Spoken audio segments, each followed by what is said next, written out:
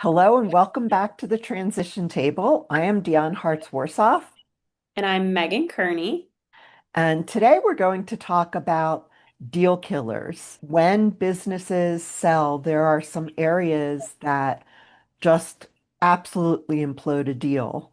And in my experience in trans world, we've seen it happen way too many times. And I think even if you're not looking to sell, these are all things to consider in your business. Megan, why don't you get us started? Yeah, and I think it's interesting because it's not just about growing your business, it's about growing one that someone else wants to buy. And that's what we do at Exit Factor. We've seen way too many owners get 90% the way there and then still end up walking away empty-handed. So we really want to break down these deal killer ideas and to start thinking about as a business owner yourself. So, number one would be owner dependency. So, if your business cannot run without you, it has a very limited transferable value. That's just period. Has to think about, you need to know. When you think about it, you've built your team, you've built your processes around you. And so, it's important that you, as the decision maker, is removed from that scenario because buyers can get nervous. And so when buyers are nervous, offers usually drop or disappear. So something, I guess, a pro tip with Exit Factor and what we do, start documenting your processes, empower your team around you, make yourself replaceable in the best way possible. Absolutely. And then another one is compliance, making sure all those T's are crossed, I's are dotted. I've seen businesses where they failed to renew their licenses with the appropriate authorities or even failed to renew their registration with the state. And especially if they're specific licensing, that can be a big, big issue. And you want also, if there are any legal issues, you want to make sure that they are cleaned up or that you work with your attorney to make sure that your ducks are all in a row. And that's a good practice to have anyway, For sure. because it's so easy for things to fall through the cracks, and that can cause problems later on. My favorite line is nobody likes surprises. And when you're going through the sales process and there's a surprise in due diligence, that blows up the deal. For sure.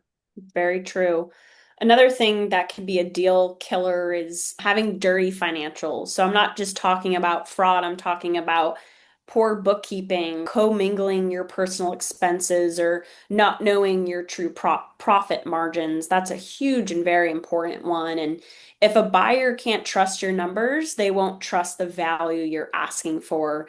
And if your business can't pass for through the financial due diligence, the deal's dead Ed. in the water. So it's really important to key tip on this is get a strong bookkeeper, a CPA, get involved now. Make sure your books are clean because you'll have a confident buyer from that.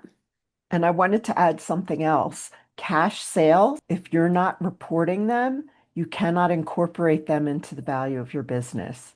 If you can't prove that those sales took place, you can't incorporate them in your business. And we've Yep. seen that multiple times. And then the last one is expectation killers. A lot of business owners think their business is worth more than it is, or they want to Mhm. see a certain price.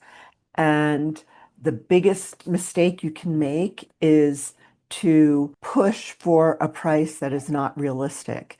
It will scare buyers away.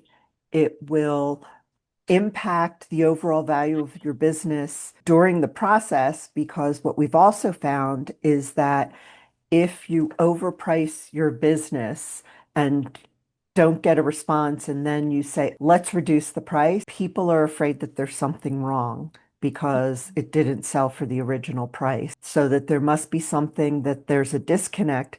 The other thing is if you have a value that doesn't align with the multiples, like we talked about last week on business valuation, a buyer is going to see that pretty quickly because they're going to look at the financials early on and see that disconnect, and then they won't be interested in the business. So those are all really important things to consider.